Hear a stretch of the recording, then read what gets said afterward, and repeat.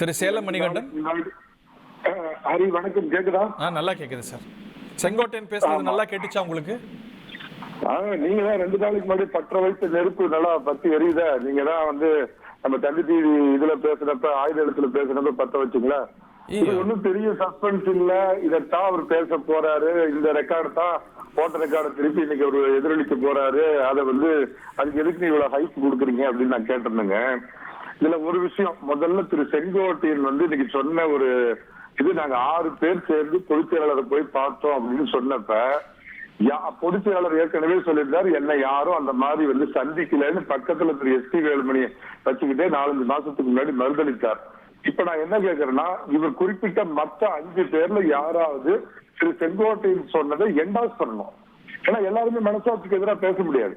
செங்கோட்டையனோடு நாங்கள் எல்லாம் போய் அன்னைக்கு பொதுச் செயலாளரை சந்திச்சு, இந்த பிரிஞ்சு போனவங்க, கட்சிக்கு துரோகம் பண்ணிட்டு போனவங்க, கட்சி அலுவலகத்தை உடைச்சவங்க, சின்னத்தை முடக்கினவங்க, அம்மா உட்காந்து சேரை எட்டி உடைச்சவங்க, முதலமைச்சரை போய் 3 தடவை மு.க. ஸ்டாலின் முற்றுதல்ல மறைஞ்சிருந்து போய் எட்டி பார்த்து 7 கும்பிடு போட்டவங்க, இவங்களெல்லாம் சேர்த்துக்கிங்கன்னு நாங்க எல்லாம் செங்கோட்டையனோட போய் பொதுச் செயலாளரை வலியுறுத்துறோம்னு யாராவது ஒருத்தர் என்டாஸ் பண்ணணும்.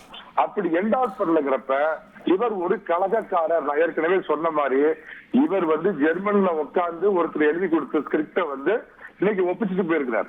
இவர் கட்சி நலன்லாம் ஜெர்மனியின் செந்தேன் மலரே அப்படின்னு பாட்டு பாடிட்டு ஒரு 10 நாளா இருக்கிறார் ஜெர்மன்ல ஒருத்தர். அங்க இருந்து போட்டு கொடுத்த ஒரு ஸ்கிரிப்ட். நீங்க பெரிதும் மதிக்கக்கூடிய திரு ஆடிட்டர் குருமூர்த்தி அவர்களே இதத்தான் அமித்ஷாவும் விரும்புறாருங்கிறார். எல்லாரும் ஒண்ணு சேரணுங்கிறது அவரோட விருப்பங்கிறார். இதுக்கும் ஜெர்மனிக்கும் எங்க தொடர்பு வந்துச்சு? அவரும் உங்களும் அமித்ஷாவும் ஸ்டாலினும் சேர்ந்து சேராங்களோ? 2 நாளைக்கு முன்னாடி ஜெர்மன்ல இருந்து கோபி செட்டி பாளையத்துக்கு போன் 40 நிமிஷம் 2 பேரும் பேசிக்கிட்டு இருந்தாங்க. இதுக்கெல்லாம் ஒரு உதயமானவர் தான், ஒரு அதிகாரி அப்படிங்கறதெல்லாம் மறந்து போய் உதயமானவர் தான் பாலமா இருந்தார் அப்படிங்கிறது ஊருக்கே தெரிஞ்ச விஷயம்.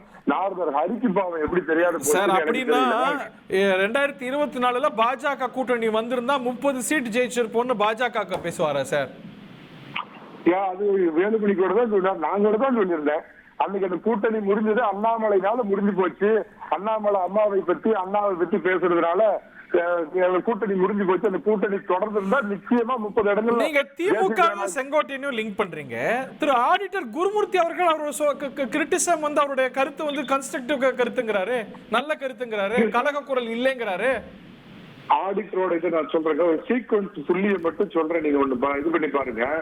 ஏப்ரல் 11ஆம் தேதி தேசிய ஜனநாயக கூட்டணியில் மீண்டும் அதிமுக இணைந்து திரு பழனிசாமியோட நிக்கணும், திரு அமித்ஷா கூட நின்று ஒரு பக்கம் டாக்டர் ராமதாஸ், அன்புமணி, மற்ற கூட்டணி தலைவர்கள் எல்லாம் ஒன்றா அந்த ஹோட்டல்ல மேடை ஏறணும்னு எல்லாம் பிளான் பண்ணி இருக்கிறப்பயே 2 நாளைக்கு முன்னாடி அங்க பாத்தீங்கன்னா கைலாபுரத்து டாக்டர் பெரிய டாக்டர் கலக குரல் வெடிக்குது.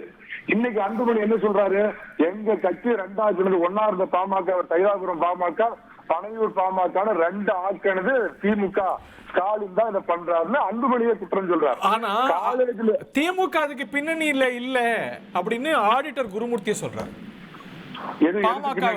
பாமக வாரத்துல எனக்கு புரியலைங்க. ஆடிட்டர் குருமூர்த்திக்கு எப்படி அது அந்த அளவுக்கு நான் மதிக்கக்கூடிய இல்ல, அவர் தானே அங்க உள்ளெல்லாம் போனாரு, நீங்களும் நானும் போல.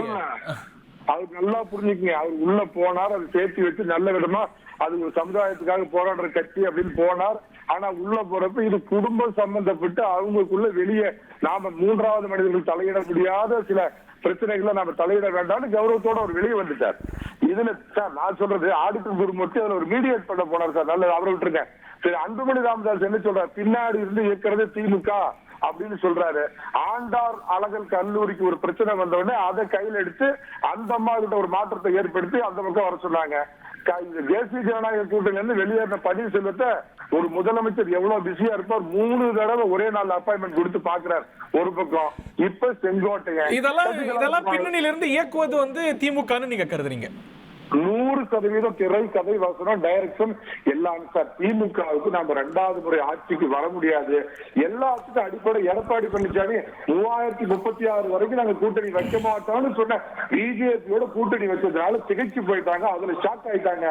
திரு தினகரனோட நிலைப்பாடும் அதான. தினகரன் நிச்சயமா இந்த கூட்டணியில் இருப்பார் அப்படின்னு நினைச்சிட்டு இருந்தேன். எல்லாருமே சேர்ந்து எடப்பாடி பழனிசாமிக்கு ஒவ்வொரு ஊர்லயும் கூடுற கூட்டத்தையும் இந்த ஆட்சிக்கு எதிராக திமுகவுடைய கேம் பிளான் அப்படிங்கிறது உங்க கருத்தா இருக்கு. ட்ரெண்ட ஃப்ரெண்ட் ஆக்கிக்கோங்க. தந்தி டிவியின் சப்ஸ்கிரைபர்ஸ் அண்ட் ஃபாலோவர்ஸ் குடும்பத்துல நீங்களும் இணையுங்க.